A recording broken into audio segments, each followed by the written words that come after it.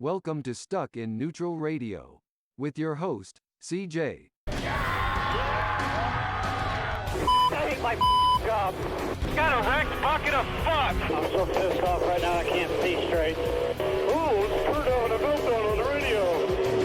Ooh! Call for TV, people. All here for the show.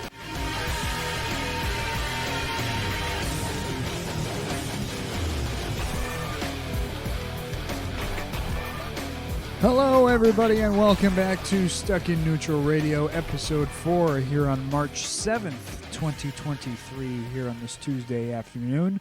Hope you all enjoyed this past weekend's races at Las Vegas Motor Speedway. It was an interesting weekend for sure. Now, a little bit different format for today's show. Last 3 episodes, I have been going into full detail of covering every little bit and taking numerous and copious notes as to all 3 races, the Truck Series races, the Xfinity Series races, and the Cup Series races. I've been doing that. This week, I'm just going to try and be a little bit more laid back in my coverage. I didn't take any notes on purpose because the one thing that I noticed is that I was just not enjoying the races nearly as much prior to sitting down and having to take an obscene amount of notes as I've done for the last couple weeks. The main thing that I found is that I was just able to actually, like I said, just sit and enjoy the race instead of having to worry about either pausing the race or actually, making sure I type everything out and don't miss anything and all that and just worry about that stuff.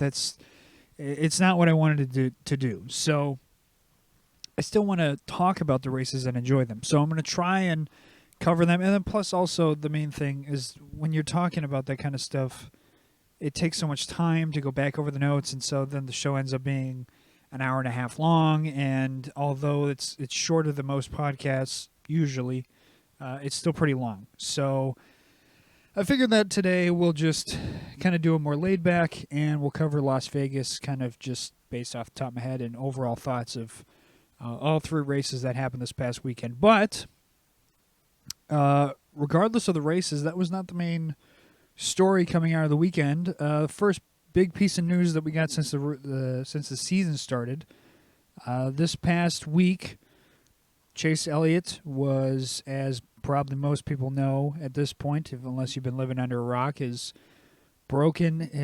fractured, I should say, not like a full clean break, but he fractured his leg in a snowboarding accident that happened throughout the week.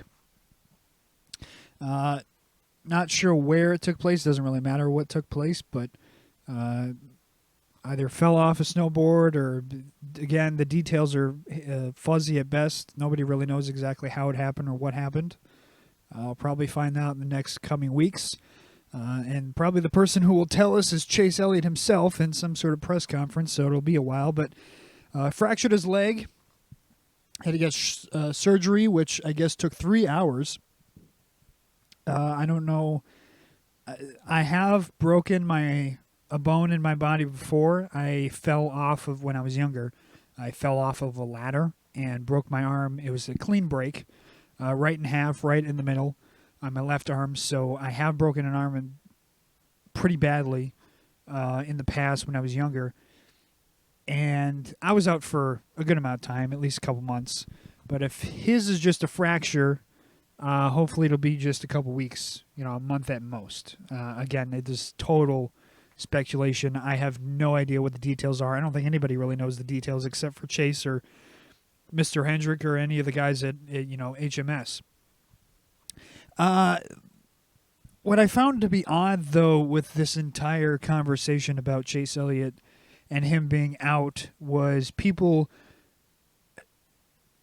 putting in their opinion on whether or not he should get a medical waiver or not, which was just an odd thing to me. I'm going to say something pretty controversial here in a second, so I'll toe the line, at least in this one. The fact that there's a conversation on whether or not he should or should not get a medical waiver is just odd to me. I think Kyle Petty kind of said it best You have guys who are racing throughout the week, guys like Kyle Larson or Kyle Busch or even, maybe even Ricky Stenhouse Jr., just those guys who race dirt races throughout the week. There are some guys that race, like Kyle said, 6 out of the 7 days a week. And those guys are risking injury every time that they get into those cars. I think more than a snowboarding, than going on a snowboarding trip or something like that, depending upon where you're going snowboarding. But those guys are getting back into cars, and personal opinion, I don't think they're nearly as safe as a Cup car. So you're putting your body at you're risking much more injury, especially in a state of obviously it's something racing related. You are working on your racing craft and you're actually trying to improve in some way, shape, or form. But it is also, some teams would probably see it as an unnecessary risk. And if somebody who was injured in a racing accident, they get a medical waiver. Anybody remembers, the most recent, car crash that somebody was involved in, or a wreck that somebody was injured in, where they had to get a medical waiver, off the top of my head, was 2015 when Kyle Busch wrecked at the beginning of the 2015 season in that Xfinity Series race.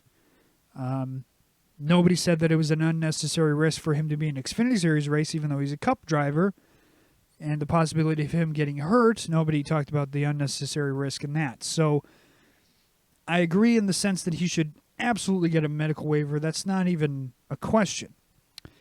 But I guess I am among the minority in this sense of, on the other side of the coin, I think Chase going out and snowboarding, and again, I don't know, my assumption is that he wasn't, just putting along down the hill, not trying to do any tricks, or just, like a little kid would go skiing down a hill or go snowboarding down the hill, just taking it nice and easy. He was probably going on, tougher hills. He was probably pretty experienced in snowboarding. This is probably something that he does often.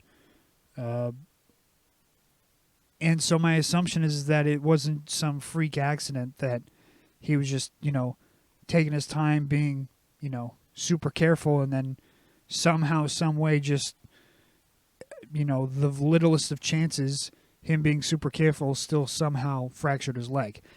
I don't think that's the case, if I had to take a guess. And this is where, again, my contrary opinion of what it seems like most people, I think that Chase, and he'll probably be the first one to say this too, is an idiot for even doing this. I may get some, for, the two people that probably listen to this, you may not like what I have to say, but the facts of the matter, the season has already started. We are now 3 races in to the Cup Series regular season, and on your time during the week, instead of either being in meetings trying to improve the car, because Chase has had a pretty garbage start to the season, he's not in meetings trying to improve upon the car, he's not in the sim trying to get better, he's not studying tape, he's not helping his team with the car, he's off on a snowboarding trip. Now, I can understand where some people might be like, well, he's, making millions of dollars and he can have his time to go snowboarding. There's no problem. There's no issue with Cup drivers going and doing other major physical activities, whether it's, playing another sport recreationally or, doing something, while they're not in the car or practicing or something like that. I can understand that. And that's why I believe that it's fine if you're doing stuff throughout the week. I listened to Denny Hamlin's podcast earlier today. Him talking about, helping, I don't know exactly what his quote was, but it was something along the lines of physical, if you work on your physical health, it helps with your mental health or something along those lines. But I can understand that to an extent. I can understand where you're sitting there going, you know what? It's the off season. There you have very end of November, December, January, beginning of February. You want to go around and take a trip or go do something, go snowboarding, go do whatever physical activities you want, go do anything you want in that time frame. As a matter of fact, as far as I'm concerned, the best time to go snowboarding or skiing or anything along those lines is usually December and January. That's usually the time where you get your snowboarding and your skiing activities, your winter activities in general. That's where you usually conduct those, is during December and January. Now, in my opinion, to go out and do I'm not going to sit here and be like it's so dangerous, but to go do a somewhat physically demanding activity that has the risk of you being injured, like, it's not a rarity to have injuries in snowboarding or skiing. There are plenty of people who will be going pretty fast down those hills. They make one fatal error, they slip or something, and then they end up going tumbling down the hill and something happens, where they break something or they pull something or they tear something. That's not an uncommon occurrence. This is something that happens fairly often. Granted, most times that these types of injuries are not, physical peak condition type people, but even still, physical peak type condition people have these types of things happen to them going down the hills. The most pro of pro, the Olympic people, they go down the hills and they'll slip, make a mistake, fall down, something, and they'll hurt themselves. This is not an uncommon occurrence. And my opinion, though, is just like it just seems so irresponsible to, as the season has already began and the races matter, to just go out there and go, well, I want to do this, so I'm going to. I want to go snowboarding, so I'm just going to. Like, I know that most people will be like, well, he's a cup driver. He just let him go do whatever he wants. It doesn't really matter. It's a freak. It's an accident. Blah, blah, blah, blah. The facts of the matter are is that let's compare this to another sport. Let's just compare this to any other sport. We'll be honest. As far as people on a team, in a NASCAR team, the most important person on a respective team is the driver. It's not the crew chief. It's not the car makers. It's not the manufacturers. It's not the engineers. It's not the crew members. It's not the crew chief. It's not the tire changer, the gas man, the jack guy. It's the driver. The driver is the most important person on a team, period, end of story. That's why they make the most money. That's why they're the name and face of every team. That's why the sponsors look to who's driving the car. They don't care who the fuck the jack man is. They only care about the driver. The driver is who makes the team.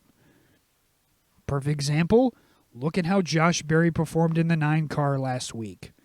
It wasn't too good. Look at how every other Hendrick car drove throughout Las Vegas. You can't tell me it was just because the 9 car was just that off. All 3 other Hendrick cars were in the top 5 for most of the race. Hell, 2 of them literally dominated the race from start to finish. So you can't tell me that it was just the 9 car was off. It's obviously the driver. Anybody with a brain would say that.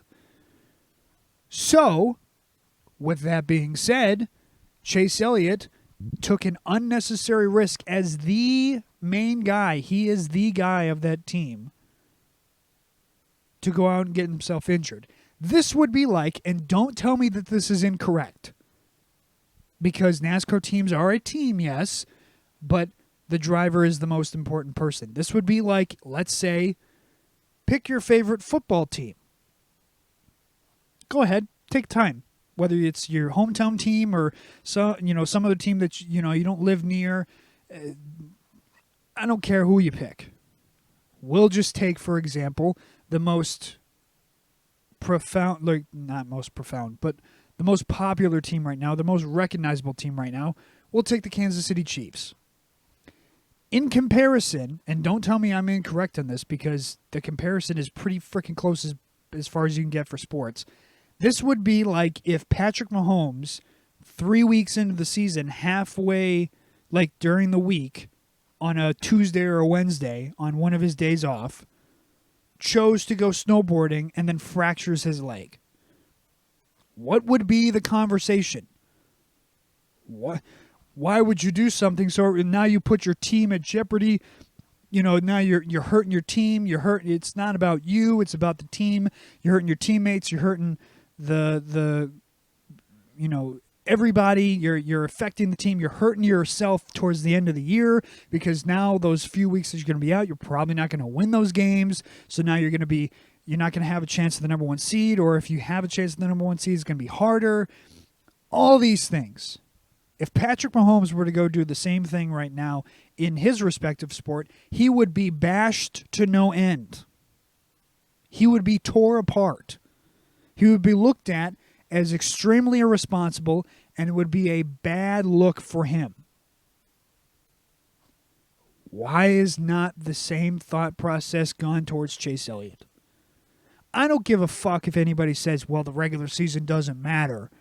And sure, you really think he's going to miss the playoffs now? He's obviously going to win a race sometime throughout the rest of the regular season. He'll still have a chance at the Final Four. Sure, you're right.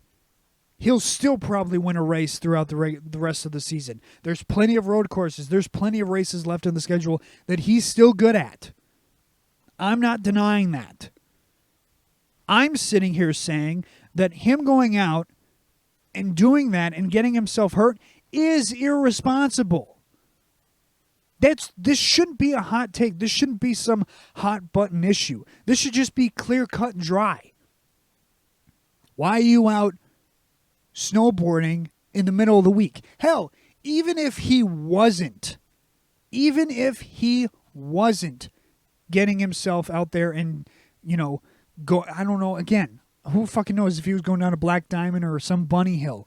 But even if he went out there and didn't get hurt, and he's snowboarding in his off time, why are you snowboarding in your off time?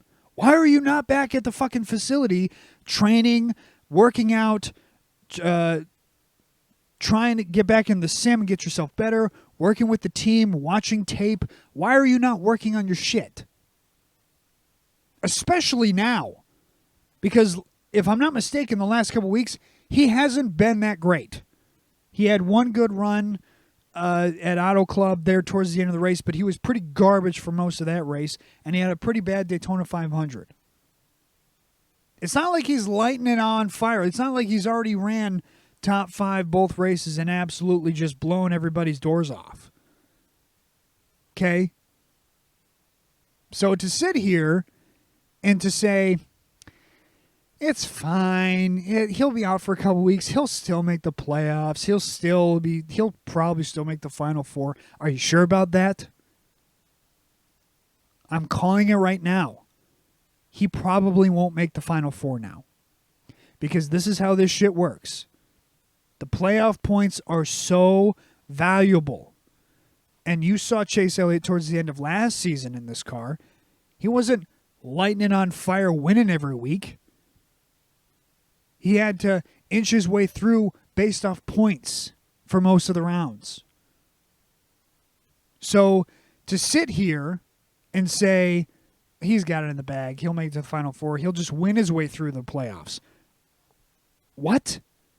That's not a foregone conclusion.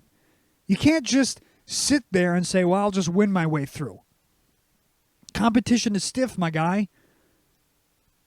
Right now, more than ever, ask anybody, ask any driver, ask any analyst, ask anybody, any fan even, or at least most fans, not any fan, but most fans will have the knowledge enough to know the fucking cars now, everything is so down to the millimeter as far as any bit of advantage that you can get. The cars right now are so close in every way, shape, or form. The bodies are the same. There's so much shit that's the same that you can't touch as far as parts and pieces on the car. The only thing that really, listen to Danny Hamlin's podcast, he just said it earlier today. The only major things are the manufacturer-esque body, Ford, Toyota, Chevy. That's one factor. Another factor is setup. how the teams set up the cars. Most teams within, HMS, Penske, Joe Gibbs, most of those guys are going to set up their cars fairly even. So then the third factor is only driver. Driver is the third factor. Those are the three things. There's no major change that any team can make every week or so that just gives them that much more of an advantage. A lot of it is the three things that I just said. Manufacture, which is really out of most teams' control. Like Toyota isn't, the Joe Gibbs guys aren't, changing things about the Toyota body or putting inputs into the Toyota body that make it that much better. It's whatever Toyota comes up with for Joe Gibbs takes. Whatever Ford comes up with for Penske or Stewart-Haas Racing, that's what they get. Same thing with Chevy. It's just whatever the teams come with for them, for their body. Then it comes to the setup and the driver. That's it. There's nothing else to this. So when your driver isn't showing up every week and every little point matters, they say it on the television, and it seems like it's some slogan. But we've seen this how many times for the last how many playoffs? Every single point matters. How many times are guys barely making it to the next round, literally based off of either ties or 1 point? These motherfucking points matter. This time that you're missing out on wins and playoff points, they matter. So you're now, and I know people will be like, well, it's so obvious that, him missing races, some people will say this, well, it's obvious that, him missing races hurts him, but this freak accident or this accident isn't such a big deal. It is a big deal because of that. Because he's missing all that time. He's missing all that time that he could be getting points or wins. Hell, Coda is coming up here pretty soon. Probably will miss that race. That's something that he could have possibly went 2-1. We're going to Atlanta soon. I remember him doing pretty well at Atlanta the last time we were here, didn't he? We just went to Las Vegas. Look at how well HMS did. Look at all those points that stupid effer just missed out on. And I know there's most people, and trust me, I like Chase. I'm not sitting here being like I'm his biggest fan like most people are for some odd reason. I'm not sitting here being like he's the greatest thing since sliced bread and, he can do no wrong. Because trust me, he can do wrong. He just did wrong. So I do like him, but for me to sit here and just deny everything that he is hurting himself for and all this time that he's missing and all these points he's missing out on and how much he's hurting himself, he's an idiot for it. That shouldn't be a hot take. It shouldn't be a hot take for me to sit here and say, hey, the moron just got himself hurt and put him out for how many weeks and now he's setting himself back how much. That's stupid. Because it is stupid. I mean, Jesus Christ. I've seen clips of him golfing with Ryan Blaney and Bubba Wallace. Go do that throughout the how many weeks that you have or how many days you have off. The time that you have off. Go golfing. Go do something that isn't going to possibly adversely hurt you to where it takes you out.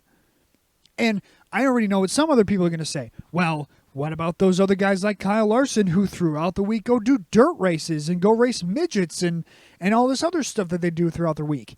I'll throw out another hot take for you. I don't like that either. I really don't like that either.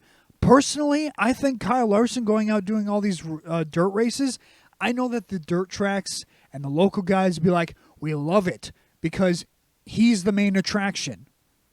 He's an attraction. He brings in people to want to come and watch the race because he's there. I get that.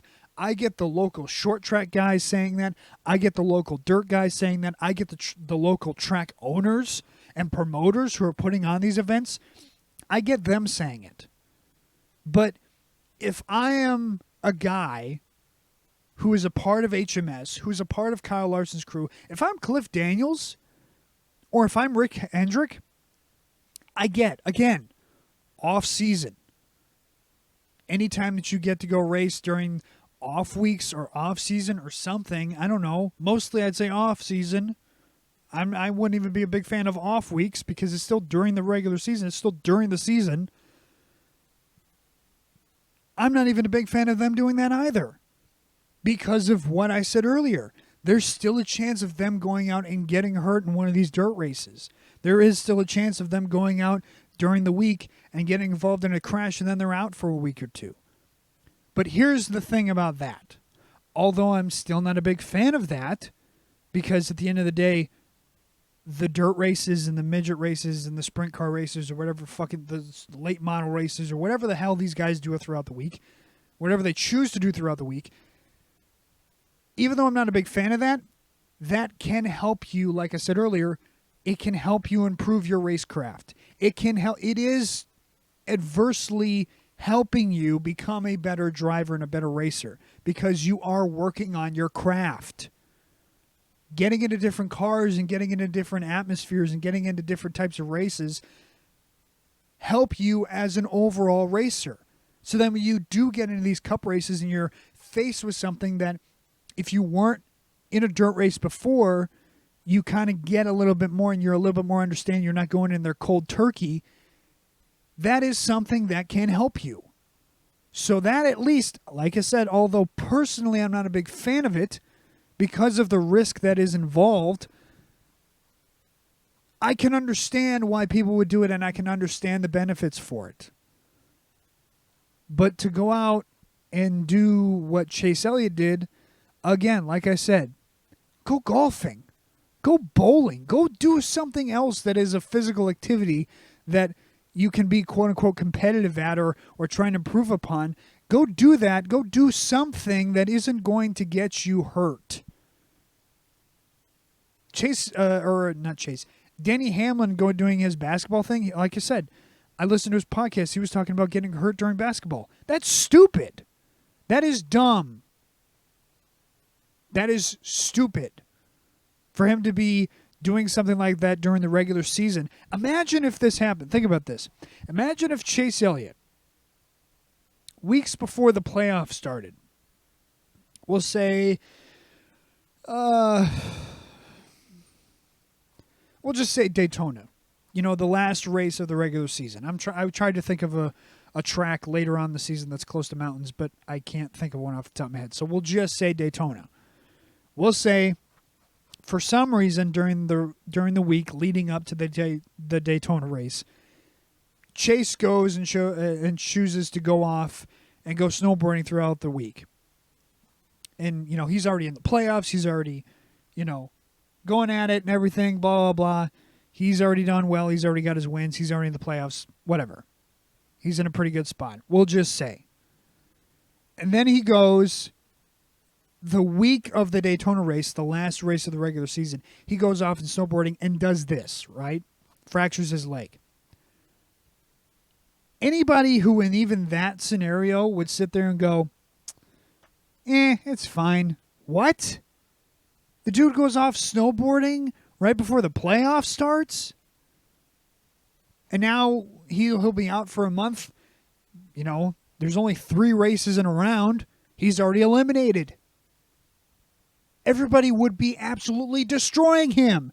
Everybody was saying he's an idiot. Why would he do that? So why is that same mentality and that same thought process not right now? Why? And you can't tell me it's just because it's so early in the regular season. I don't care if it's right after the Daytona 500 that he went and did this. I don't care if it was right after the Busch Clash that he did this. The fact is he is an idiot because he is now putting himself out of contention for wins, out of contention for points, and he is adversely affecting not just him, but his team. I'm telling you, this is going to hurt him at the end of the season. Period. Anybody who thinks otherwise isn't thinking and is only thinking with their rose-colored glasses and their huge Chase Elliott fans. Everybody else who's kind of being somewhat cryptic about being having criticism for him, trying to be as nice as they can about their criticism, I'm just going to say it. He's a moron. That was stupid to do. under any circumstances during the regular season while the season is going on. It's dumb. If Patrick Mahomes did this, you'd be crucifying him and telling him how irresponsible and terrible he is for choosing to do such a heinous thing. And at the end of the day, it would be irresponsible, not heinous.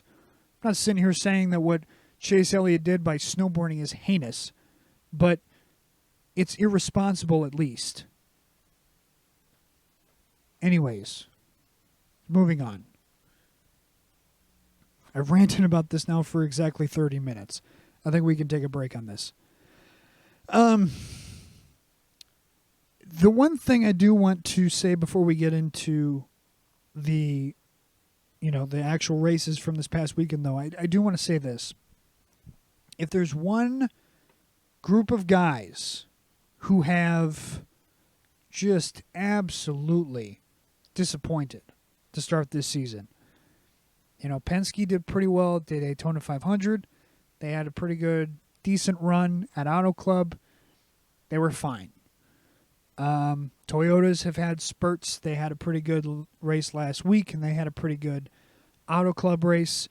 The Chevys have been pretty good across the board. They were fast at the 500 qualifying, and they were good at Auto Club, and they were good at Las Vegas this past weekend.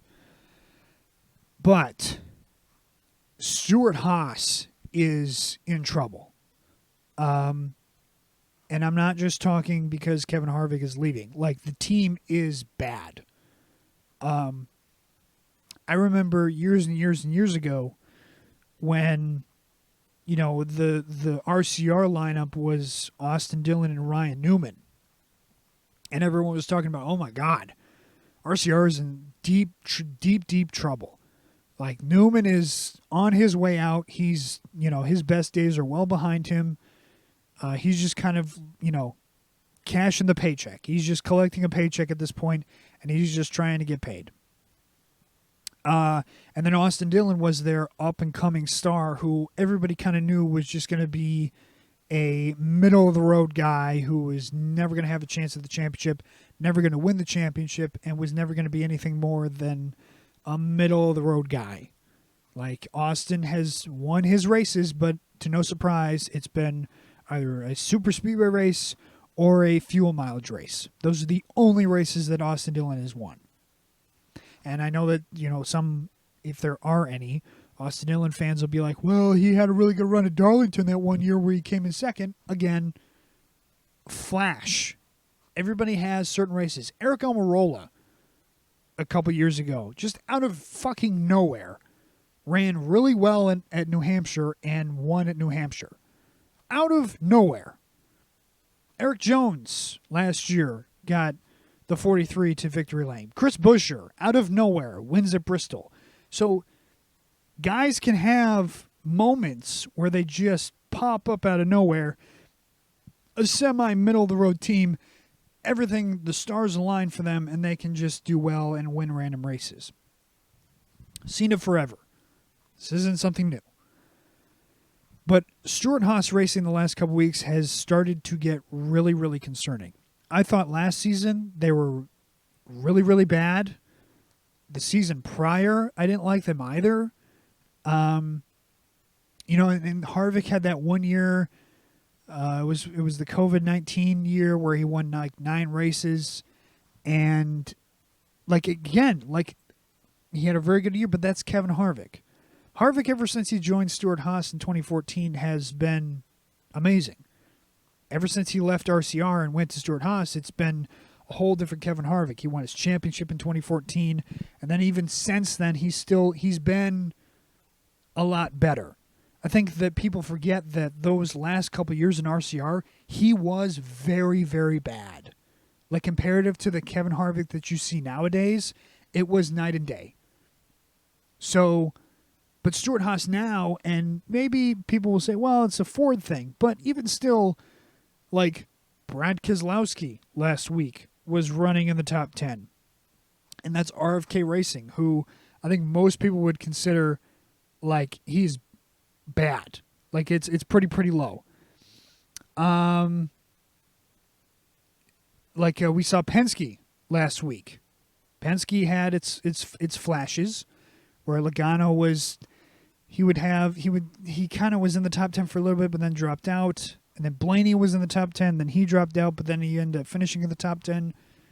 So we saw, although Ford is obviously very far behind right now comparative to other teams at mile and a halves, we saw other Ford teams doing well. And again, Kevin Harvick in this scenario is the exception. He is not the rule.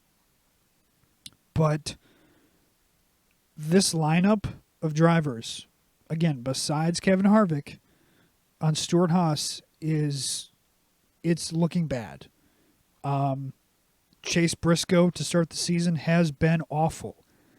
I don't know what his issue is. It can't just be the Ford manufacturer, and it can't just be everybody else but him. It can't just be that. He's not been good. He had one win last year, which again, good for him. He had a pretty decent playoffs. He kind of barely inched his way through the playoffs, if I'm being totally honest. Like him making his way to the round of 8, he kind of barely inched his way in there from the Charlotte Roval race, if anybody remembers. Besides Chase Briscoe, Chase Briscoe is bad. Who knows? Maybe again, because it's, NASCAR and wins are the only thing that matters. Maybe Chase will get a random win and he'll make his way back in the playoffs again and it won't really matter. But he's been really bad to start the season.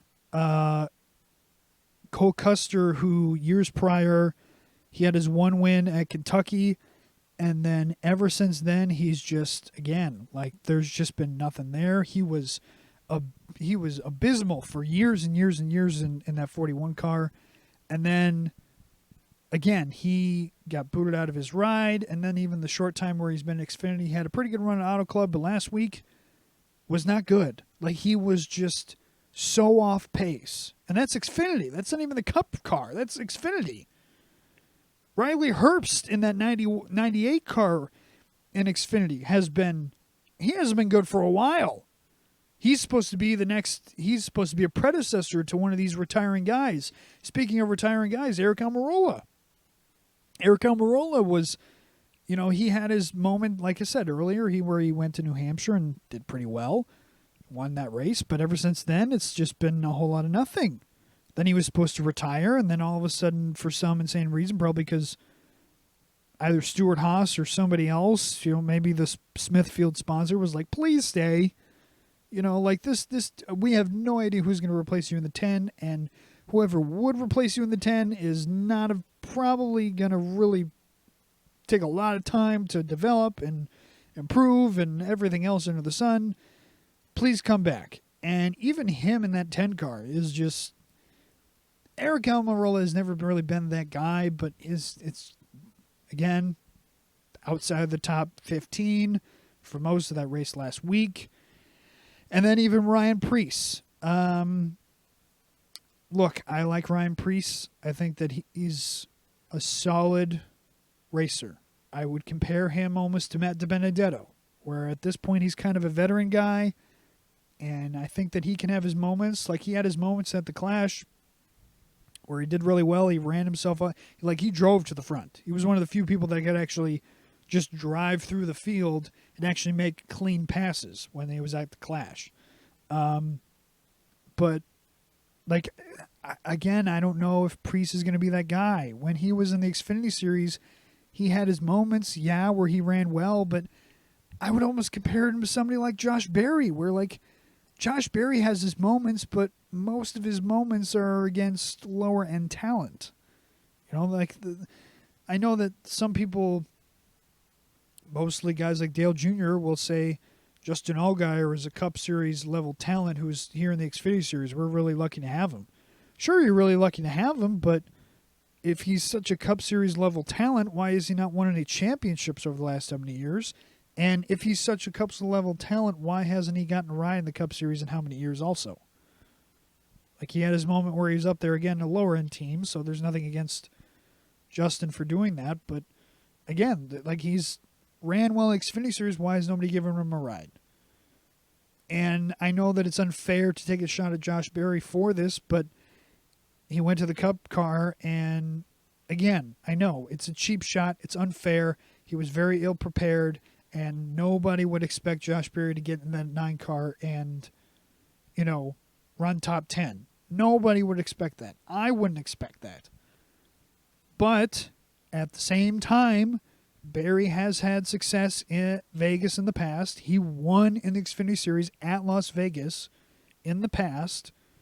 He's done pretty well for himself in the Xfinity Series. He's won races. It's not like he's some chump.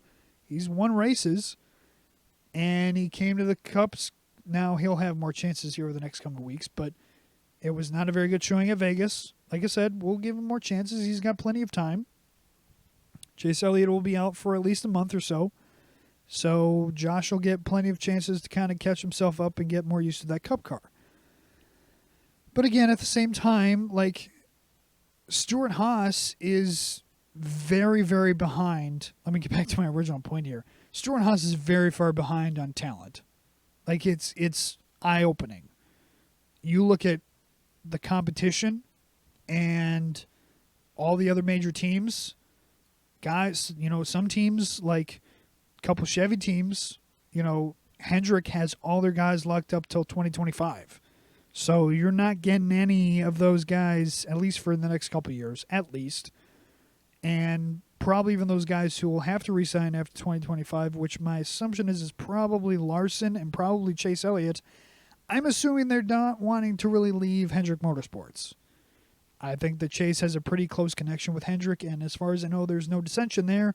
And Kyle Larson, the only reason he's still racing the Cup Series right now is because of HMS and because of the chance that they took on him. So I don't think he's going to be very disloyal. He'll probably stick around.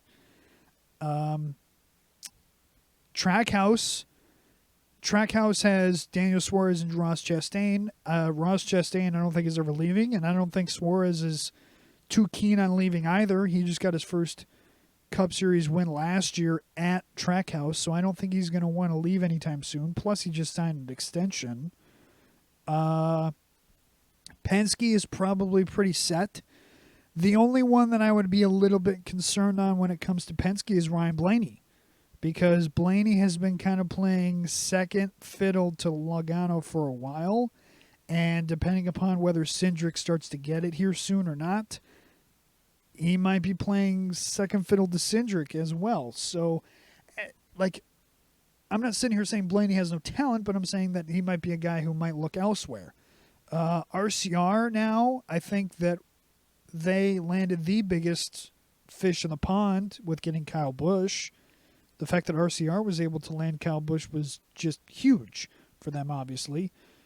So I think Kyle Busch, let's be honest, Kyle Busch is better than Kevin Harvick. And although Austin Dillon is, a middle-of-the-road guy at best, he's supposed to play second fiddle to Kyle Busch anyways, and Kyle Busch is the star of the show there. Even a place like 2311, I don't think 2311, they just signed Tyler Reddick. Reddick will be there for a while at least. And Bubba Wallace, I think Bubba Wallace loves 2311 as far as I'm concerned. Joe Gibbs Racing, Ty Gibbs will never leave Joe Gibbs Racing. Truex, I think, is probably close to retirement. I don't think he's looking to start a brand new, tenure with the brand new team. Danny Hamlin isn't going anywhere. If he's going anywhere, he's just going to go race for his own team. And outside of that, what else do you got? Christopher Bell ain't leaving. Christopher Bell's probably sticking in that 20 car. He's probably the future of Joe Gibbs Racing besides Ty Gibbs. So who else is out there? Now, then you ask yourself, well, what about the Xfinity Series? Who's left in the Xfinity Series? Like I said, Cole Custer's there, but he already had his run the Cup Series and was bad. And Riley Herbst is been in the Xfinity Series forever, and he's not really somebody that I look to replace Kevin Harvick even. You look throughout the rest of the Ford camp, there's not much talent. There's some guys down there in the Xfinity Series still, but as far as young guys, the pickings are slim right now. Who do you have left as far as, young guys, quote-unquote young guys? Sam Mayer. Like, I've never liked Sam Mayer. I've never looked at him as, I don't even think he's a Cup Series guy. I really don't. He'd have to make some giant jump over the next couple of years for me to consider him, because the last couple of years that he has been in that one car has been lackluster. Brandon Jones has been in the Cup Series or in the Xfinity Series forever. Another guy who's just been lackluster for how long? There's a lot of guys that you could say, well, you can replace him with X, Y, and Z, blah, blah, blah. You can maybe try and poach Zane Smith. He's a Ford guy. He's part of the Ford camp. He currently races for Front Row, obviously, but if you give him an opportunity to race a Stewart-Haas racing car, I don't think that he would pass that up. So, there's maybe him, but I'm watching these races every week. I'm watching the Xfinity Series races. I'm watching the Truck Series races. I've been watching the Truck Series races and Xfinity Series races for a while. Last how many years I've watched these young guys come in and just slowly start to make their way through the system. Even a guy like Chandler Smith, who I would say, out of all the young guys that are currently in the Xfinity Series, not the Truck Series, but just the Xfinity Series, and I'm not just saying this because of how well he ran at Vegas, out of all the guys who I would say I would have the most confidence could be a Cup Series driver in the next couple of years, it's probably Chandler Smith. Now, with me saying that, I'm not sitting here saying he's ready in a couple of years to win races in the Cup Series or even to be a playoff guy or nothing like that. I'm just saying, based off of what is currently left in the Xfinity Series, he's the guy. He is the most likely guy over the next couple of years to develop into something that could turn into somewhat of a Cup Series guy. But again, Cup Series guy could be Justin Haley, his Colleague Racing teammate technically. Justin Haley has been in the Cup Series for the last couple of years. He's been a flat zero. And when he came out of the Xfinity Series, I'm like, yeah, he could turn into a middle of the road guy. He can make a living off of this, obviously, and he can keep the car clean and run fairly well. But I'm not going in there every week and looking for that 31 car and waiting for him to make his way through the field and lead laps. I'm just not I'm not seeing that. So unless you are Stewart-Haas and you're willing to overpay an exorbitant amount of money for some, future veteran free agent, I don't see it. And again, out of all the veteran free agents that could possibly be over the next couple of years, I don't see any of them leaving their teams. Truex, like I said, Truex will probably retire. Denny Hamlin, if he's leaving, he's going to go race for his own team. Joey Logano, I think, is probably pretty loyal to Penske, and I don't think he has any issues there. Chase Elliott, Kyle Larson, all the guys who are on Hendrick are staying. All I'm saying is Stewart-Haas is in a lot of trouble as far as staying competitive and winning races every week. Because if they don't find somebody, they only got 1 year. This is it. This is the last year of them having Kevin Harvick, who could possibly be the first and the last guy a part of Stewart-Haas Racing that really makes that team something. It's looking bad. Tony Stewart, he technically won championships as an owner driver, and he got some success for Stewart-Haas there. And like I said, Kevin Harvick won his championship in 2014. Good for him. But it's looking bad now. It's looking really, really bad because the talent that they have in that Stewart-Haas camp, the talent that they have in that Stewart-Haas camp and in that Ford camp is not good. It's just not. Even go to the Truck Series. What Ford talent do they really have in the Truck Series that could be associated with Stewart-Haas Racing? Like I said, Zane Smith is a front row racing guy. And outside of that, who do you have as far as quote-unquote young talent as a Ford guy? Specifically Ford. Now, again, I know that Stuart Haas could poach a Chevy guy, and it's not like if you're a Ford guy in the Truck Series, you have to be a Ford guy forever. I get that, but it's more likely that you're going to pick somebody from your own system, from your own developmental system, than you are going to pick somebody from somebody else's developmental system. Because more than likely, the guy who gets picked up by Chevy, Ford, Toyota, you're going to most likely be loyal to that team unless that all of a sudden out of nowhere you get some major opportunity that you wouldn't have gotten otherwise because of X, Y, and Z. So all I got to say is either Chase Briscoe, because he's the only guy. Like, out of everybody there at Stuart Haas, he's the only guy who I could say he could turn into something. He could be a legit championship contender. He's the only guy. I don't see it for Ryan Preece. I damn sure don't see it for Cole Custer. Eric Almirola's retiring God knows when. He was supposed to have already been retired. And Kevin Harvick's done after this year. So, and then this question becomes, okay, if there's nobody left, like and Stuart Haas isn't confident that they're willing to put a new driver in that fourth car in Kevin Harvick's number 4 car, if they aren't willing to do that, then, I mean, do you maybe sell the charter? Do you maybe consider selling one of the charters and turn into a 3-car team? God knows maybe that there's other teams already established or new teams, aka Junior Motorsports, who want to get into the Cup Series and want to purchase a charter. I don't know of any, like obviously the smaller teams, the BJ McLeods of the world and the Rick Ware Racings of the world. They could obviously sell more charters, or Spire, they could sell more charters, but is it that crazy to sit here and say that Stuart Haas might consider selling a charter? I don't really think it is. Because like I said, like Tony himself, I don't know what Gene Haas thinks. I never listened, or I've never heard really what Gene Haas thinks of his establishment in the, in the Cup Series. I know that Haas is they're, again, another lower end team over on the open wheel side with F1, but like, I don't know what Gene Haas is thinking, but like Tony Stewart, he's got his hands in a lot of baskets.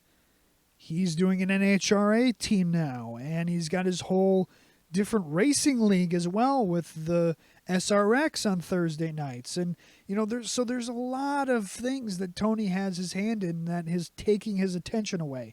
I didn't think it was that crazy of a statement to make, but like when I said, like I had this thought years and years ago when SRX started.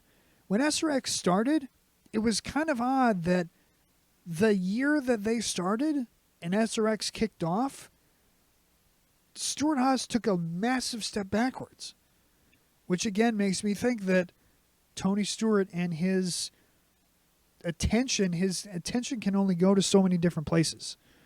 And I'm not saying that like it's a direct correlation, but it is kind of ironic. Tony's got his hands on all these different things, and he's probably, again, this is just my assumption, my opinion, he's probably not fully committed to Stuart Haas anymore.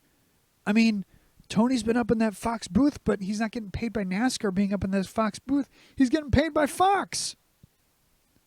He's not getting paid by NASCAR to be up in that booth. He's getting paid by Fox to be up in that booth.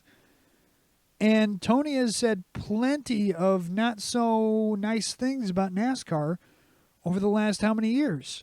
That whole thing with, NASCAR and Eldora. And then, because the Truck Series, remember, if anybody forgets, the Truck Series, their dirt race, the one dirt race that they ran throughout the season, most times was at Eldora.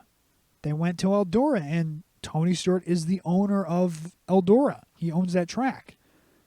And then there was just, I guess, according to Tony Stewart, and I'm kind of, paraphrasing what I read, NASCAR just one year just didn't come to him to come race at Eldora, and then all of a sudden the Truck Series was at Knoxville.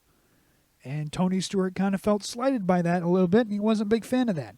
So there's a lot of stuff that NASCAR has done that Tony Stewart has blatantly said that he's not a big fan of.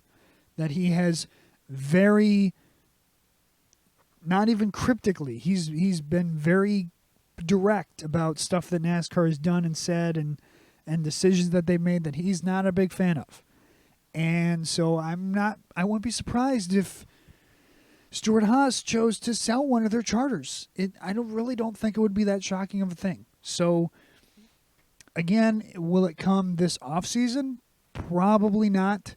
They will probably attempt to give somebody an opportunity out of the Ford camp. They'll probably attempt to give somebody an opportunity to race in that 4-car to replace Kevin Harvick. Hopefully somebody. But who knows what the future holds for Stewart Haas. My assumption is, or my guess is, I think they actually sell a charter. Not this season, but I think it's pretty soon.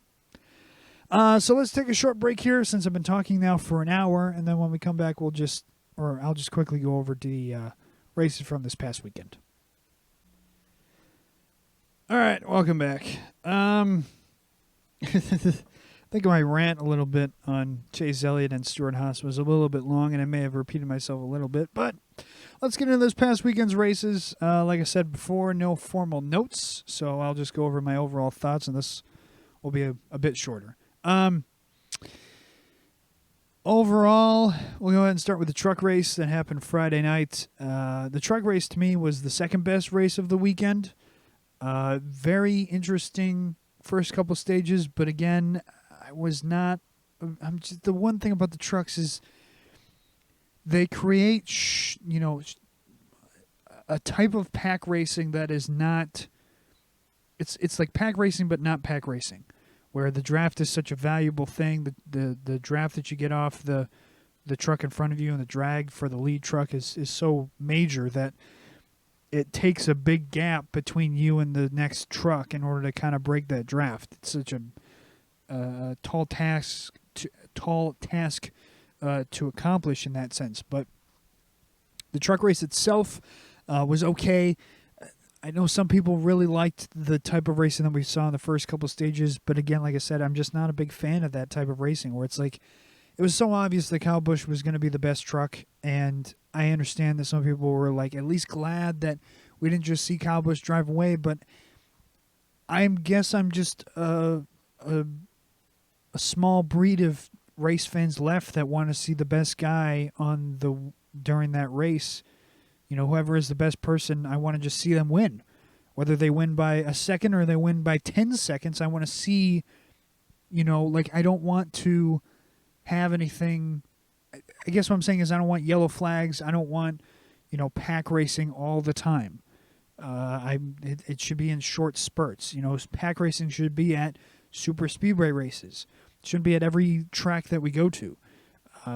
We shouldn't always see caution flags every single track that we go to. There should be races where it can go green flag to checkered and there's no cautions in between. We should see those types of races. It shouldn't just always be, a caution fest all the time and, always keep the cars close together. Sometimes guys get away. Some guys, like we saw at the end of the truck race, sometimes guys just have a good enough truck where they can just drive away from everybody else.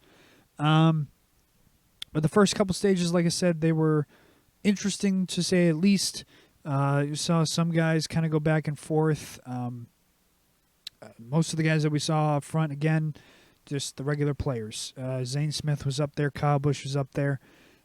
We saw a lot of the ThorSport guys. Christian Eckes was up there. So you saw some, and I think that those are the guys that you'll probably see towards the front for most of the season.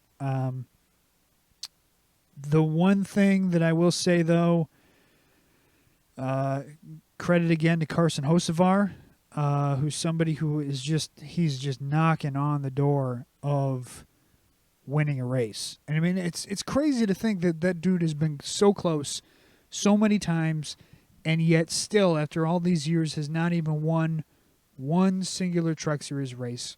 after all these times. If I were to make a prediction, I think that this is the year that Carson Hocevar finally gets a win. I don't know when it'll be or what track, because he's been a player in a lot of different types of races. It's not just one singular type of racing that we see him as a player. It's, there's a lot of different tracks that we've seen him have chances and almost win. So I think that this is the year that Carson Hocevar finally gets that elusive victory in the Truck Series that we just can't see. He just can't seem to finally get that win, but I think this is the year. Today, or this past weekend, was not the race for him, though, because once that third stage started, it was the Kyle Busch show. He ended up driving off to like a 7-second lead by the end of the race. Even as, they had green flag pit stops. The one thing I will say, though, is, boy, those green flag pit stops for the Truck Series, they are an eyesore. I know and understand that finding talented pit crew members are a tough thing to do. And not only that, but more especially, like, Truck Series guys cannot afford, high-end pit crew members. Like, I get that. But go back and, if you're curious, go back and watch the Truck Series and go watch those green flag pit stops. It is laughable is disrespectful, so I'm not going to say it's laughable, but it is tough to watch, we'll say. Like, watching those guys just, I don't want to say it's as bad on a fan level, where it's like fans trying to do pit stops, because that's not true either, but it's like, it's closer than I'd like to admit, at least in my opinion. But regardless, though, Kyle Busch ended up still walking away with the victory pretty easily once they got into that third stage, and he was able to space himself out from the rest of the field. But besides that, like I said, the truck race was the second best race of the weekend, because the next race was the best race of the weekend. The Xfinity Series race was the next day. Very, very good race all around. There was some cautions earlier on in the first couple stages. Some guys ran into some trouble early on. Brandon Jones, he ended up like 2 laps down or something. Another one of those, he's had a rough start to the season for sure. Again, I don't want to sit here and just be like he's not good. But again, I don't see it. I don't see. Is it just because he gets sponsorship? And maybe I'm answering my own question here. That's just like, it's just because he gets sponsorship that he keeps getting these opportunities, and he keeps getting these, these high-end rides. Like I said last week, Brett Moffitt is somebody who I just don't get why, after all these years, he has not been given a top-end Xfinity ride, not even once. Like, he's been relegated to, smaller-end Xfinity teams and mulling around the Truck Series for so long and all this other different stuff, and it's just like, man, dude, that's a dude who I wish so badly he would just get a shot. Just 1 year. You know what? Perfect example. Joe Graff Jr. in that 19 car, which is a quote-unquote all-star car. Like, why not give Brett Moffitt a couple races in that 19 car? I don't get it. I just don't get why. And I know, I'm going to answer my own question here. It's sponsorship. It's money. That's the main reason why.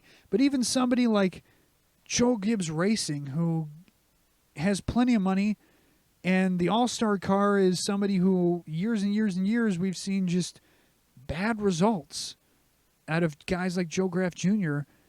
Give somebody like Brett Moffitt an opportunity in an all-star car like that. Give somebody who we've seen good runs out of, like obviously not Brett Moffitt's going to get a shot this year because he's in that 25 all season long, but like next season, if Brett Moffitt does not get that same ride in that 25 or a better ride, a full-time better ride, that dude needs to get a legitimate shot in just even a couple races. Just a couple races. That's all it is.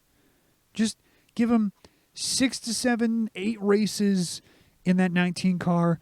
Give that dude an opportunity, because boy, oh boy, does he deserve it. I mean, really. That dude is I feel so bad for Brett. Anyways, where was I going with this? The Xfinity Series race itself. Pretty good race. Chandler Smith really showed, like I was kind of saying earlier, he really showed his talent this past weekend. He really showed that he definitely belongs in that 16 car to replace AJ Allmendinger. He definitely has proven that he deserves to be a full-time guy in the Xfinity Series for the next couple of years at least. And like I said, I don't think it's just a one-time thing. I don't think we'll see that it's not just a one-time thing. This isn't, him going to run well just this weekend. The next couple weekends, he'll be abysmal. He is a guy to watch out for this season. I'm not saying he's going to win that championship. I have a feeling that it'll probably be Justin Allgaier, just because out of all the guys, like all the other main talented guys left, like Noah Gragson, championship contender, left. Ty Gibbs, champion from last year, left. AJ Allmendinger, who I think was like that third guy to win the championship last year, left. There's nobody left in the Xfinity Series who was a top contender last year. All the other guys went to the Cup Series. So who's left? Justin Allgaier. Justin Allgaier is by far, as far as basing off of what we've seen the last couple of years, he is the most talented guy left in the Xfinity Series. So I can't not point out the fact that, like, if he doesn't do it, if like Chandler Smith comes in and wins the championship, or even if his teammate Josh Berry wins the championship, or I'm trying to think who else is. I mean, the pickings are slim. Austin Hill. If Austin Hill wins the championship, I know that Austin Hill was in the Xfinity Series last year as well, but like, this is Justin Allgaier's year. If he does not get it done this year, I don't know if he'll ever do it. What else is it going to take? Is it going to take for, the other top guys who are championship contenders this year to leave for the Cup Series as well for him to finally win that Xfinity Series championship? Like, at some point, he's got to step up. And if it's not this year, then I don't know when it is, because the pickings are slim right now in the Xfinity Series as far as talent. There's a lot of unknowns in the Xfinity Series, but that's also what makes this season so interesting, is because, like I said, the top three guys from last season are all gone. It's a real opportunity for Justin Allgaier, Josh Berry, Austin Hill, Chandler Smith, I think, will be a contender. Even Daniel Hemrick, who's been silent so far for the first couple of races. Like, he's just been nowhere to be found. I think he's a contender. Although Cole Custer had a pretty bad Las Vegas run this past weekend, I still think that he could be a contender. I don't know about Riley Herbst. I still have not seen it. I just don't know. I don't get it. Other than him, again, is the only reason he keeps getting these opportunities money. I just don't get it. He's been in that 98 car for a long time. Brandon Jones, I don't see it. I don't think that he takes that 9 car to the Final Four. He'll probably take it to the round of 8 just because he's a junior motorsports car, but like, I don't see him making the Final Four. And maybe that's unfair. Maybe I'm, overreacting to what I've seen at the beginning of the season, but Brandon he's been in the Xfinity Series for so long. He's been in a good car, although it's considered an all-star car now in the 19. He was in that 19 with Joe Gibbs Racing forever. John, that's another guy. John Hunter Nemechek. Totally forgot about him. He's had the hottest start to the year you could possibly imagine. Second at Daytona, won at Auto Club, and even though he didn't, he wasn't running up front for most of Las Vegas this past weekend, he still ran pretty well. John Hunter's another guy who I would look out for. I don't know what he's going to be able to do towards the end of the season, but he's had one hell of a hot start. So it's like there's a lot of new faces in the Xfinity Series this year, and although they're not quote-unquote new faces, like they're brand new, it's new faces in the sense of like guys who never have had this type of opportunity where they are the top guys in the Xfinity Series. There's a lot of new faces that you could consider for the championship, which is why I think it's so interesting. As far as the race this past weekend with the Xfinity Series, like I said, best race of the weekend by far. That third stage was so much fun to watch. And I think it's like a lost art now in NASCAR to see those types of finishes. To see a guy who laid back, took his time, saved his tires, and didn't have to wait for NASCAR to manufacture a close finish by throwing a caution in some way, shape, or form. Just was able to run him down by patience, conserving his tires, being smart with his car, taking his time, being methodical through lap cars. He was able to make his way through the lap traffic much better than Chandler Smith was, and also the poise that Austin Hill had there, where he's able to just, compose himself, know that he has time, have his spotter in his ear saying, you're catching him, you're slowly catching him, just keep doing what you're doing. And the poise that you were able to see that Austin Hill and Justin Allgaier as well, the poise that they both had to just very slowly, methodically, knowing that they have time. Yeah, the laps are winding down. Yeah, the time is running out, but we have enough time to get there. Just to see that happen was just so much fun to watch. And then, like I said, it's almost like it's a lost art now in this sport, especially in NASCAR. It's like a lost art to have to be able to watch a guy just very slowly and methodically make his way towards the front, or to actually watch comers and goers throughout a run. It's with these manufactured cautions at the end of these stages, it's no fun because there's no point in holding back. In those first couple stages, there really is no point in like holding back and trying to save your tires and be fast for an end of that run. At the end of the day, because it's just the first two stages are so short that the only time that you really get to see that is this third stage. That's the only time that you ever get to see that. And even still, with the Cup Series, it's you just don't get that, just because it's like we'll get into here in a second. The tire fall off, even still in the Xfinity Series, go listen to Danny Hamlin's podcast. The tire fall off in the Xfinity Series, much, much more than the Cup Series. So the ending, though, we saw, like I was saying, just the poise that Austin Hill and Justin Allgaier had to just wait, save their tires, be conservative, be smart with their car, take their time. They just slowly, methodically, just shrank that lead that Chandler Smith had. Just slowly kept shrinking. And I don't know, because Harvick and Blaney, and they were up in the booth for this race, they were saying that he was making mistakes, and that they were kind of almost saying that they were putting on his car. I would almost say, and again, I don't know if Chandler Smith would admit to this, I would almost say he was probably, it's rookie nerves. He probably got the butterflies in his stomach. He probably got nervous. And there's no slight on that. This is not a slight on Chandler. It's just a fact of, like, he probably had butterflies in his stomach. He probably got nervous. He probably was like, because his spotter's telling him probably like, hey, the time is shrinking.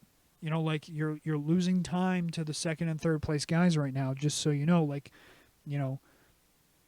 make sure you hit your marks. Like, the spotter's not sitting there like making a panic. It's all in Chandler's head, because Chandler led most of that race.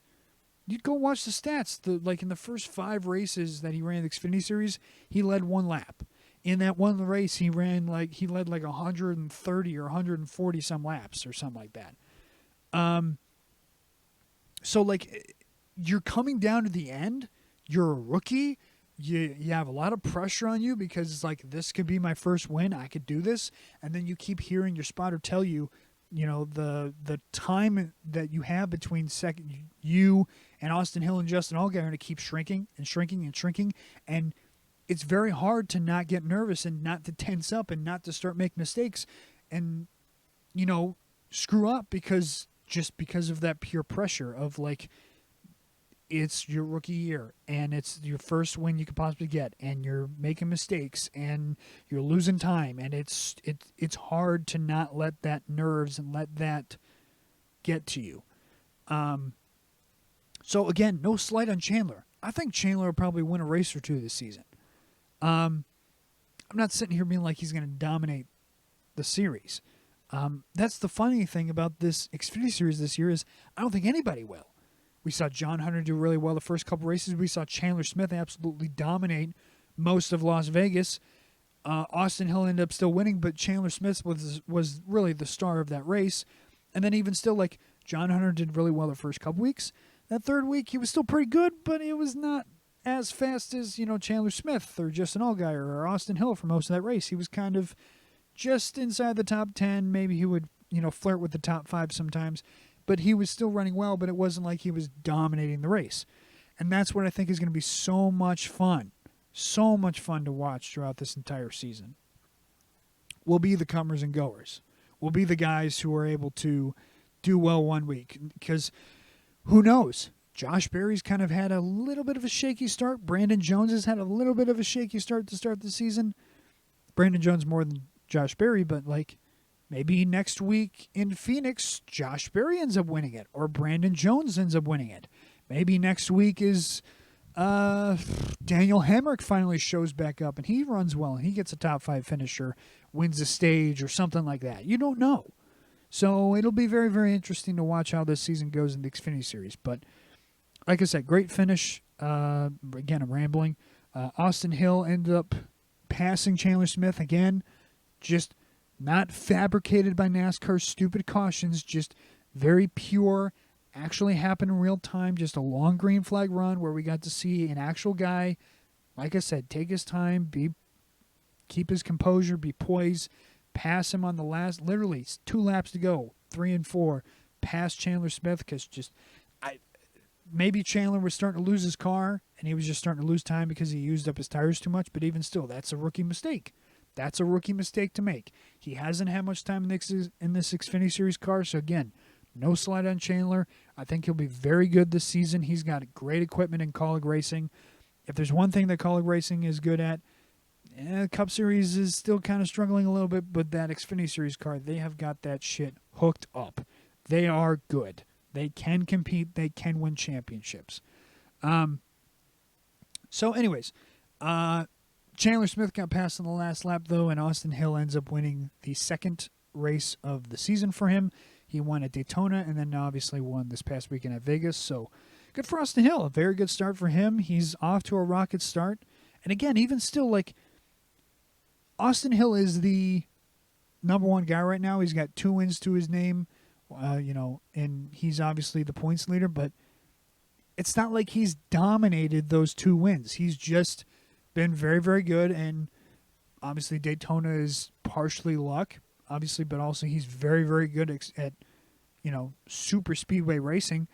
Put himself in the right place at the right time, and then also that great run at Vegas. He earned that win. Everyone would be like, well, Chandler Smith was the star of the race. Yes, but Austin Hill earned that because he waited, he kept his patience. Not only that, but he held off Justin Allgaier as well, because there were times as they were catching Chandler Smith that Justin Allgaier got to Austin Hill, and he was there, and he could have easily gotten by him, because there were points where Justin Allgaier was faster than Austin Hill. But again, Austin Hill kept his composure, very poised, very good job by him, very, very good. And in all honesty, look at Austin Hill a lot better. There was a point where people thought that Austin Hill was going to be driving that 8 car. And that 8 car was going to turn into the 33 car at RCR this season. If they didn't get Kyle Busch and Kyle Busch straight in that 18 car, there could have been a chance that that spot that Kyle Busch is in would have been filled by Austin Hill. Now, I don't know what Austin Hill will be able to do in that Cup car, but if I'm being honest, Kyle Busch isn't going to be around forever. I don't know what RCR's plans are for the future, but like I said, Kyle Busch he's still young, but who knows if he's going to stay in RCR? Maybe he will, maybe he won't. Who knows what's the future with Austin Dillon? Maybe Austin Dillon is a whole nother topic, and he's a whole nother show, but he's fallen off. So who knows what's the future for RCR? Here's another thought. Hey, Stuart Haas, that's a dude to sign. Austin Hill, like I had mentioned earlier, I kind of briefly went over it, but if Stuart Haas comes push to shove and they get desperate, that's a dude to sign. And again, I don't know what he'd do in the next-gen car. I don't know what he'd do in the Cup Series, but as far as talent that's left in the Xfinity Series, he's one of the few guys I'd look at. So anyways, moving on to Sunday, the Cup Series race. I can't lie, this was the worst of the 3 races of the weekend. This is not, and this I think it'll just turn into a trend. This is not because William Byron and Kyle Larson dominated the race. This has nothing to do with that. It is purely the car itself. Although the 1.5 miles are usually the bread and butter of this car, it seems like the short tracks are usually the problem. As we saw last season, the short tracks were the boring races, and the 1.5 miles were where the bread and butter was when it came to the Cup Series. That Las Vegas race was not good. The tire fall off was very minimal, only about a second throughout the entire race. Yet again, the tire strategy was something that made things interesting towards the end, but again, it kind of seemed like it was just a manufactured.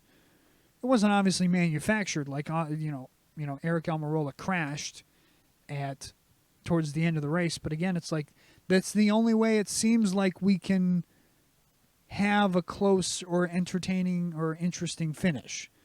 It seems like that's the only way. Where the Xfinity Series can go green flag for an entire third stage and we can still get a close finish and an interesting finish, we have to have a caution towards the end of that Cup Series race to make things even slightly interesting. The first and second stage, again, William Byron He swept both stages, so, good for him. William Byron, I think, it was obvious that the 2 Chevys of William Byron and Kyle Larson were the best cars all race, though. They dominated. They were 1-2 for, 99% of the race, I think. It was, besides right off the start where Joey Logano was leading right off the start in the first 15 laps, like those 2 guys were 1 and 2 for most of the race. I briefly mentioned Ford's just struggled. I briefly mentioned it earlier, but Ford's just struggled in this race. It was bad. Most of the race, the highest performing Ford was Brad Keselowski, and the highest he was at for most of that race was like 8th or 9th. So, and that's the highest running Ford. Other than that, it was, Kyle Larson and William Byron were up there. Like I said, Danny Hamlin was up there. Truex was up there in the top 5. Alex Bowman was up there near the top 5 for most of the race, but like, other than that, like, Logano was just slow. Blaney was just slow. Even Harvick early on was just slow, but he kind of very slowly crept his way towards the front, or not towards the front, but into the top 10. But again, like the Fords, I don't know what their issue is. I guess it, according to Denny Hamlin, is just their body. That's just the main struggle that the Fords have, and they're going to continue to have on the 1.5 miles, I guess. Which is an issue that you'd think that you'd want to address, because most of the series is 1.5 miles when it comes to the, most of the races that we run. But anyways, interesting finish though. Like I said, at a caution with 4 to go or something, Almirola.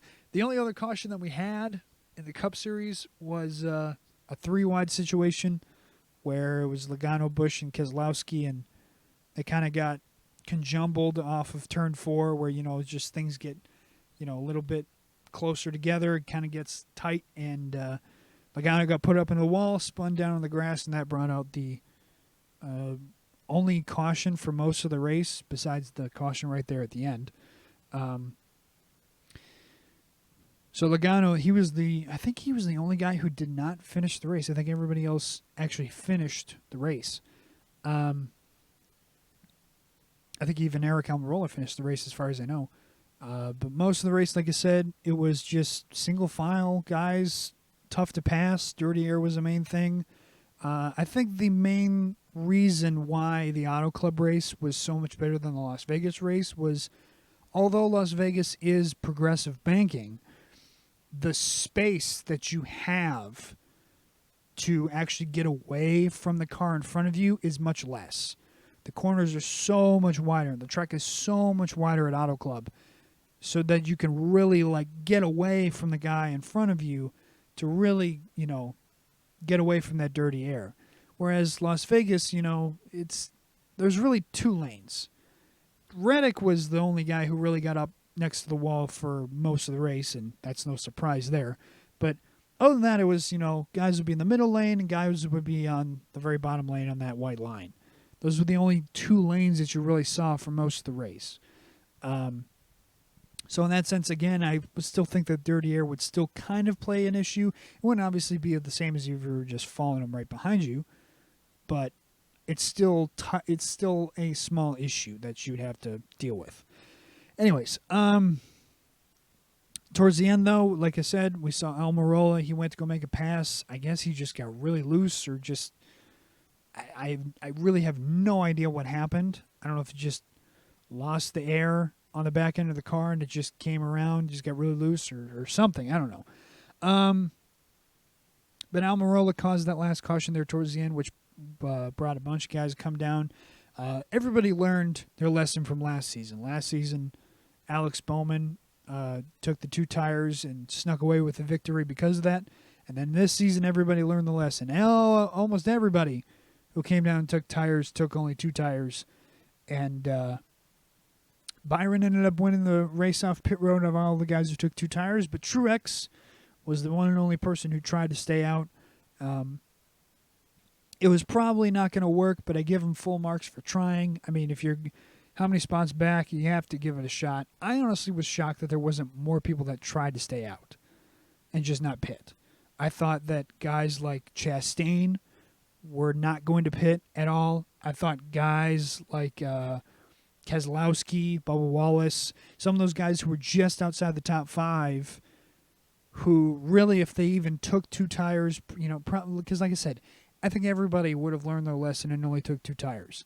So if you're 6th, 7th, 8th back from the leaders, you're 6th or 7th or 8th or farther back, you almost think well, what if we do try to stay out? What's the worst that can happen? We drop back to outside the top 10 or something. It's only a 2-lap shootout, and at the end of the day, maybe we get a bunch of guys to stay out as well and not pit. Truex tried it. He stayed out. Like I said, I give him full marks for trying. I would have done the same thing if I was in that scenario. I'm like, well, nobody's taking 4 tires. Everyone's going to take 2. So if we just take 2 as well, we're just going to be stuck in the same spot that we were before. So let's try just doing none and see if that clean air, because that was the other main thing too, is the clean air was so valuable. If you go back and watch those first couple stages and, even for most of the race, if you were the lead car, you got out to a lead and there was no chance that anybody could get by you. There's an argument to be made, in my opinion, if you watch the times through the first couple runs of when William Byron was out front versus Kyle Larson was out front, there's an argument to be made that I think Kyle Larson actually had the better car. Because, like I said, the lead car, whoever was the leader who had that clean air, it was such a valuable asset. And it made you so much faster, and you just didn't have to deal with any of that dirty air at all. So you didn't lose time. So William Byron, you'd see him get out to a 2-3 second lead throughout the stage, but then by the end of that first stage, Larson was able to close up that gap from 2-3 seconds to just 6 or 7 tenths. So he closed up that gap pretty good. Obviously, he didn't pass him and didn't win the stage, but he got it close. Same thing with the second stage, kind of the same story, where he got out to a 2-second lead and then he closed up that gap pretty good. Wasn't to 6 or 7 tenths, but it was still within just above a second or something. And then if you go watch that third stage where Larson got out ahead, got it to a 2-3 second lead, and then it stayed there. Byron never caught him. Byron never closed that gap like Larson did. Larson maintained that gap that he had on William Byron. So if you think about it, and again, I remember the guys on the broadcast said it was only like Larson's team was only like 6 or 7 tenths slower, 6 or 7 tenths of a second slower than William Byron's team on the pit stop. That literally won William Byron the race. That little bit of just a pit stop, not even like, time on track. It was a pit stop that cost Larson that lead because, like Larson said in the post race, once he didn't have the front row, he knew it was over. Because, it takes the dirty air is such an issue, even on a car that's, got no tires and running out there that's that much slower than everybody else, it's still an issue. So, all in all, though, it wasn't even like the Cup race was it was that bad. It was just, comparative to the other two, it just didn't measure up. It was the third best race of the weekend. The Xfinity race was far and away the best race, and I think that that's going to be the obvious sentiment for probably the rest of the year. You're probably going to see every single week me come on here and say Xfinity race was the best race, and then it'll be a toss-up between the truck race and the Cup race. But I will be shocked if I come in here and ever say, the Cup race or the truck race was better than the Xfinity race, just because the Xfinity car and the product that the Xfinity series puts on is so vastly better than both other series. It's just not even close. As far as if you're talking just what a pure racer looks for in a race, the Xfinity series is by far and away much, much better. And there's many factors that go into this. The way the car is, the way the dirty air is, based off, from Xfinity Series Cup car, the way that the bodies have been just the same forever. Like, I hate quoting Denny Hamlin this much, but, he talks about all this stuff, so it's hard not to quote him. Like he was just talking about in the podcast I listened to earlier today, how the Xfinity Series car has been a mainstay. It's been the same body for a long time. So they've had teams have had time to work on it and work on it and work on it and improve upon it to where the product that you see now is so good and so competitive and so much fun as a pure racer loves to see. As a pure racer myself, you get pure racing with the Xfinity Series car. It's not very draft dependent. It's the dirty air is not a big factor, or is as big of a factor as the other cars in the main 3 series.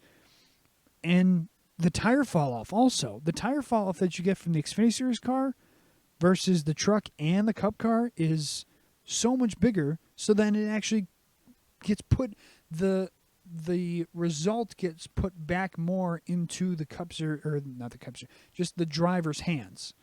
Gets put back more into the driver's hands in general. So that's why I say it's like you're going to listen to me. If you do listen to me, you're going to come on here every week and you're going to hear me say, yep, Xfinity Series race was better. You're probably going to hear that. I'll be shocked if I ever come on here and maybe a super speedway race I might come on here and say, or a short track race, depending upon how the short track package is with the Cup car. Who knows? But more than likely, 9 times out of 10, the Xfinity Series race will probably be the best race of the weekends. With that being said, though, this fucking episode was still very long, about an hour, a bit over an hour and a half. But there was a lot to talk about this week, so hope you all enjoyed. Hope you all enjoyed this past weekend's races. This weekend is Phoenix, which is the championship race that we'll see at the end of the season as well. So be very, very interesting to watch who does well, and I'll be keeping an eye on that race very well from start to finish. But I think that the number one thing that you have to say is not even who wins. It's who seems like they did the best towards the end of the race. Because maybe somebody finds something right at the end of the race where, hey, maybe they're 15th, between 15th and 10th, somewhere in there, and they don't win the race, but they all of a sudden find something right at the end of the race that gets them that much faster, and they make up a bunch of spots out of nowhere. And then they can take that and carry that over into the championship race. If they make it into the Final Four, or even if they don't make it into the Final Four, they can carry it over into the championship race at the end.